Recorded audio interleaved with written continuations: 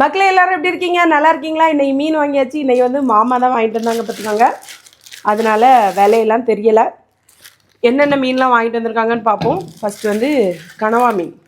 என்னென்ன மீன் வாங்கிட்டு வந்திருக்காங்கன்னு வாங்க பார்ப்போன்னு இல்லை, எனக்கு தெரியும். ஏன்னா நான் சொல்லிவிட வேண்டிய மீனை தான் வாங்கிட்டு வருவேன்.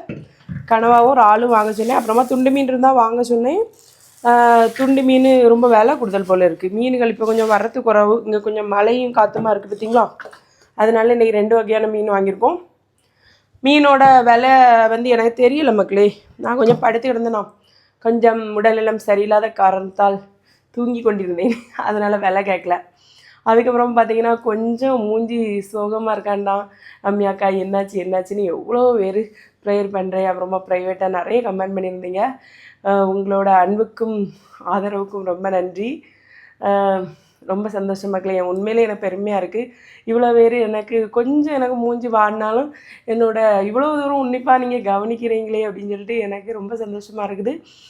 வீட்டுக்கு வீடு வாசப்படின்னு சொல்ல மாதிரி எல்லா வீட்லேயும் பிரச்சனைகள் வரதான் செய்யும். எல்லாம் நம்ம மன்னித்து மறந்து குடும்ப வாழ்க்கையை நல்லபடியாக கொண்டு போகணும் மக்களே. சரியா?